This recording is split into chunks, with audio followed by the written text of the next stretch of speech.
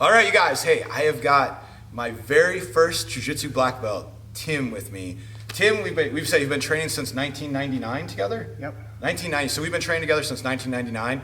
And in this video, we're going to talk about the principle of off-balancing a little bit. And we might do some other strategies also, but in a lot of my videos, we talk about kazushi, the principle of off-balancing. And I just rolled with Tim, and it was a nightmare. I want to tell you that none of my tricks worked. He shut everything down.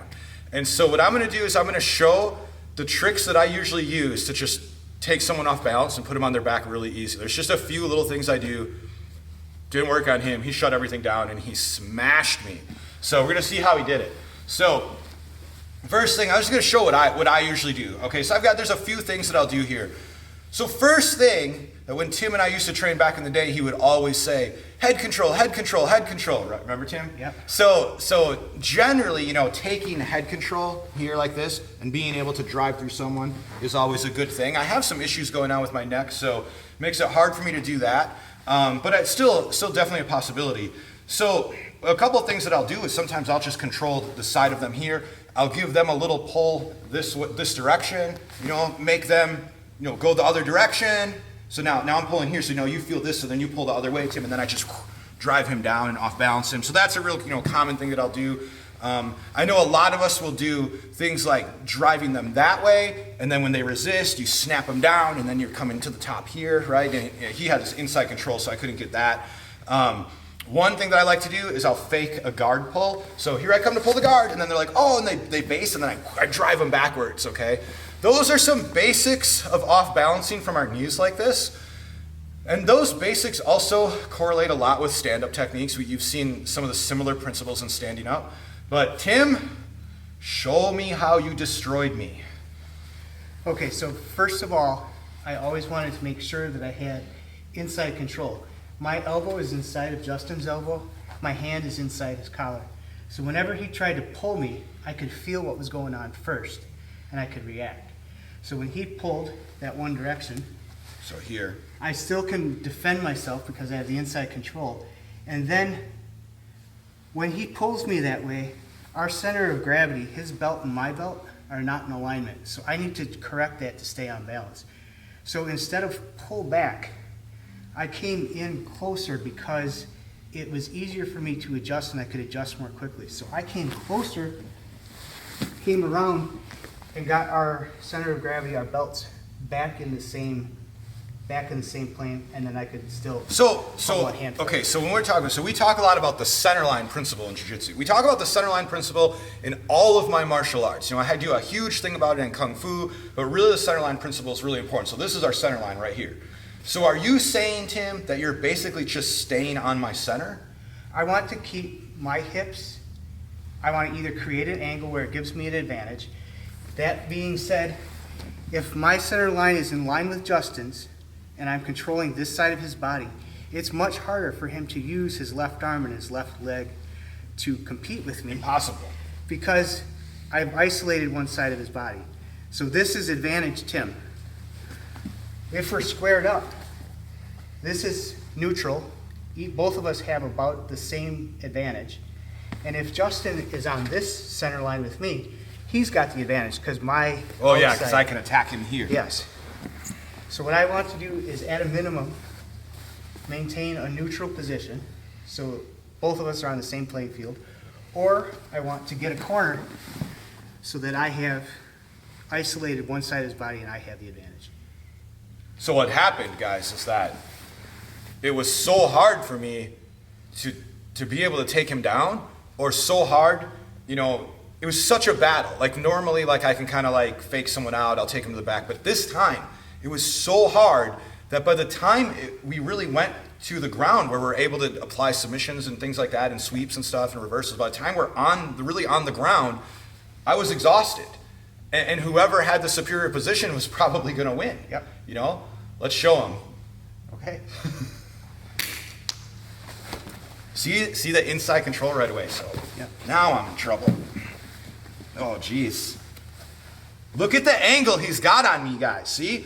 He's already, so I have to be able to. You have to adjust. I have to adjust, but it's not easy. See, I'm down already, right? So it's really hard for me to adjust because of this grip he has.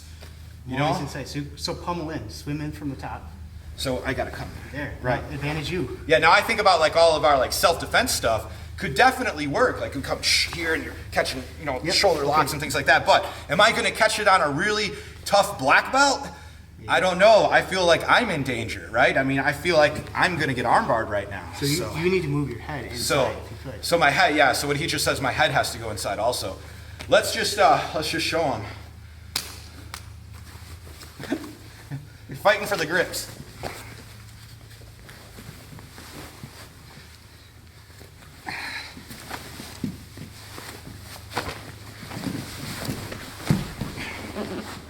See, I lost. I'm gonna try to recover, but we'll see.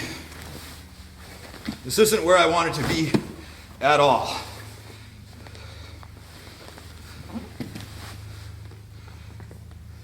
I know Tim, he has an escape for the butterfly guard. That's brutal, and he's setting it up right now. The ankle lace.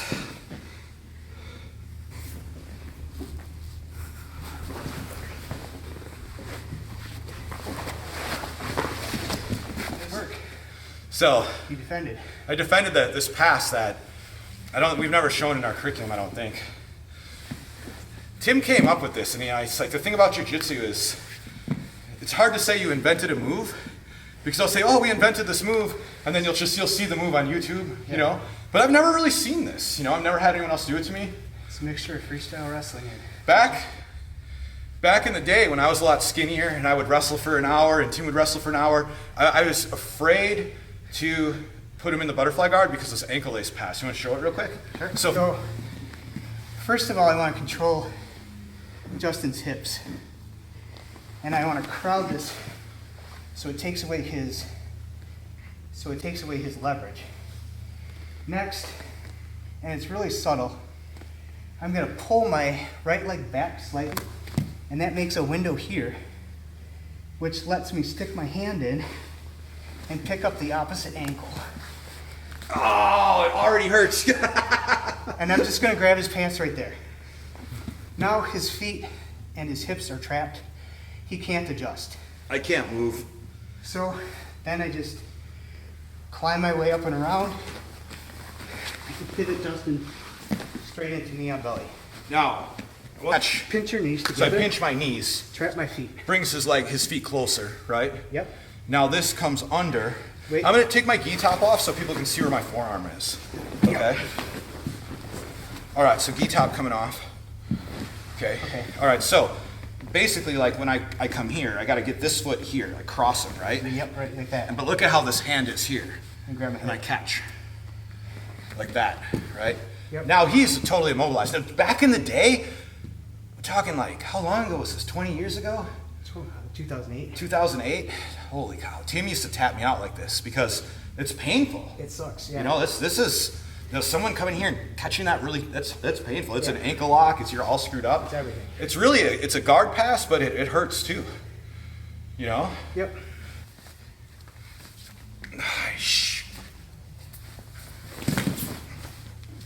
He's just got me with a 2-on-1. He has the head control, he has a 2-on-1, he has the death grip on my arm. And you're isolated. I'm isolated. What do I do? So I'm here. I'm going to pull his elbow to take the pressure off.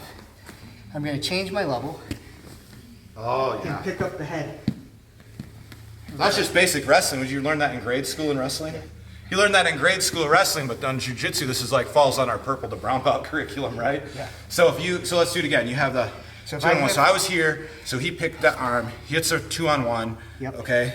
By the way, when you wrestle Tim, everything hurts. I lift his arm up, Lower your lower center of mine, gravity. and I come here. Now I have the 2-on-1. What's up? Yep.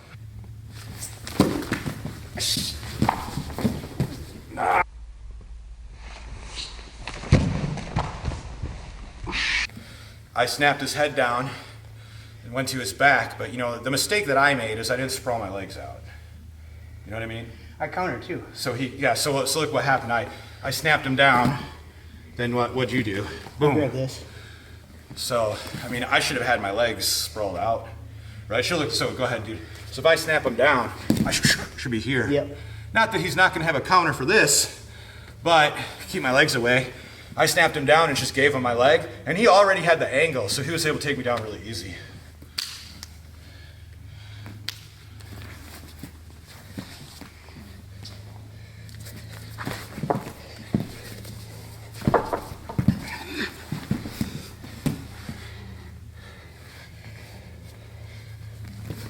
I'm opening myself up for strikes. So the safest place for my head right now is in Justin's belly. So I came inside. Boom. And close the distance. One thing that you guys can't see, there's a lot of jiu-jitsu is invisible jiu-jitsu.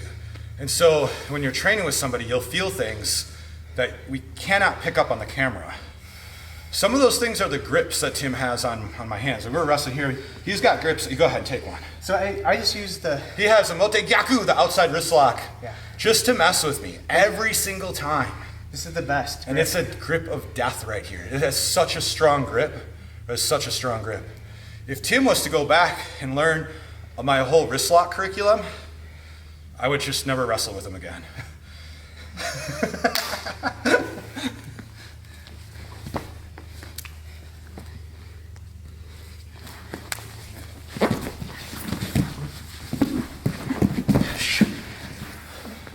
Looking for that He already has an advantage. inside position. He has inside control, yep. Yep.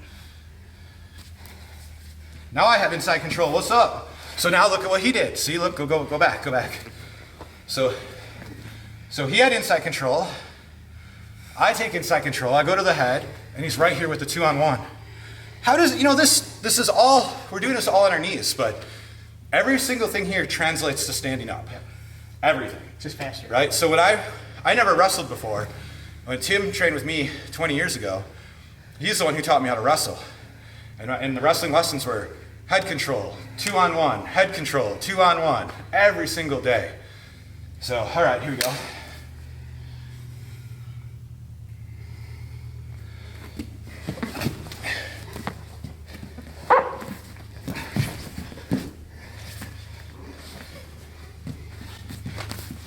There we go, what's up? Well, hold on.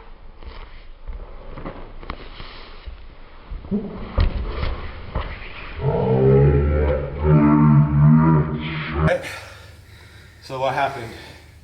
I stepped. So this time, here, let's move this way. Yep. So, Well, this time I fought for the center a lot. So I was doing everything I could to not allow him to catch an angle. yep. So I tried to lift and go around, but I was too slow on this trailing edge. He keeps doing this to me, so I saw this coming. Here, go back. Yep. So I saw that coming. So I started turning this way to try to keep centered. Yep, squared up. And when I did, he brought his foot up. Oh, here, go back to what you did though. And then I was able to kind of ankle pick. Yep. Not that it put me in a great position. I stopped it before Tim could armbar me. Okay, now we're going to talk about sweeping somebody, sweeps, right? We're going to do sweeps. Sweeping somebody, from their center of gravity. And Tim just said something to me here. He said, or do you want to learn 500 sweeps? Or do you want to learn a couple of them really good and always control that center of gravity so you can always sweep somebody? Think about it, like any sweep, you have to control their center to take them off balance. It's another principle of Kazushi, so it falls along the principle of taking someone's balance, right? So let's see what we're talking about. All right, so this is the armbar sweep. So Tim does the armbar sweep a little bit different. It's very technical. I'll show you how I learned the armbar sweep. This is not going to be the way you do it, Tim. But how I learned it was just to cup their arm and now underhook the leg. Okay, now he's going to catch the outside of my leg. That's smarter than the underhook. Because I have pants on, he can catch my leg. But if I didn't have pants, he'd have to reach underneath. But if they reach underneath, there's always that, now I'm sitting on his hand. And if it was a fight, I could punch him. I could catch his arm here. I might have shown that in another, oh, sorry, buddy. I might have shown that in another video. But if he can catch the outside of my pants, that's good, right? Now, the way the armbar sweep, I think, I don't really know, I'm kind of using an educated guess here, but the way I think the armbar sweep came to be is they would try to armbar. So go ahead and just hit an armbar on me. So he just hits an armbar. So here's the armbar, boom. But he's not controlling my head. So because he's not controlling my head, there's always this possibility of someone ducking their head. And so then you take the momentum and you sweep them. Okay. So that is the armbar sweep, but Tim has like an unstoppable armbar sweep, and he's going to show how he does it by controlling their center. Not their center, but controlling their Center of gravity. center of gravity, yeah. So when Justin is in this tall posture position, he's got a lot of leverage with his upper body and his head, which makes it impossible for me to do the armbar sweep. So first of all, I need to break his posture. And I do that by coming from the bottom, catching cross grip here, and then I reach really high and grab between his shoulder blades and make a pocket. What happens when I make this pocket with my elbow to my knee is it prevents him from pulling this arm back out. It's very tight. Now all I have to do is grab the outside of his leg, and because his posture is broken down, his hips are very close to my hips, which means the center of gravity is very close to mine and makes that sweep super easy. So I just open my legs and I roll them through. It's a very low effort sweep. It works 99% of the time as long as I keep Justin's hips very close to my hips. So from the side, I'm going to break his grips, catch his elbow, reach high behind his shoulder blades, and trap his arm. Elbow to my knee, and makes the pocket that he can't get his arm out, grab his opposite leg, and I can take as little time as I want or as long as I want. He's not going to get out of the sweep. Because I broke his posture down, his center of gravity is close to mine, open my leg, dump him over. So we started thinking about this, and when I'm thinking about people that I train with that are black belts underneath me or black belts, other black belts, they all seem to have a move or a couple moves that it's like their go-to move that like you can't stop. And I definitely know that this is one of Tim's. So throughout all the years, 20 years, I remember getting swept like this many, many times from Tim, feeling like you cannot escape it. I've seen him catch it so many times, and it's because of how he's controlling that center of gravity. Now, do you have another one that you like to do besides butterfly? I'll do butterfly guard. So the same principle applies to a scissor sweep.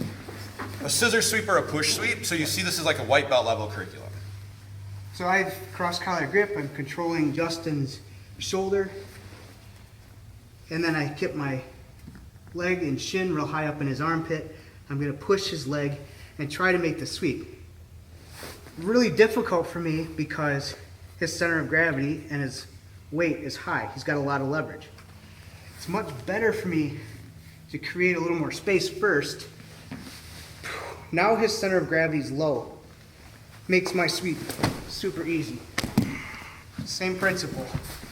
Different sweep. That's one of the first sweeps that we show in our curriculum. It's one of the first sweeps that people learn when they come into Jiu-Jitsu bio. So how many times have I had a white belt or even like a blue belt trying to sweep me with the sweep, and this is what it looks like. Here, just do it without such a pull. It looks like this. They go to sweep me, and I do this. And they go, man, Justin, they go, you're so strong. You're such a strong base. You're so strong. But I'm not strong. I'm not strong at all. It's just that they're not using the correct leverage points. They're not pulling me forward first. So I've got a black belt. Ben Pitchford is one of my black belts, and his sweep is butterfly guard sweep. And he'll hit butterfly guard sweep to X guard, and then he'll destroy you in the X guard. But the thing about the butterfly guard sweep, same principle. I have to control this down here, right? I have to control that base. So from here, people trying to elevate or sweep here, look. I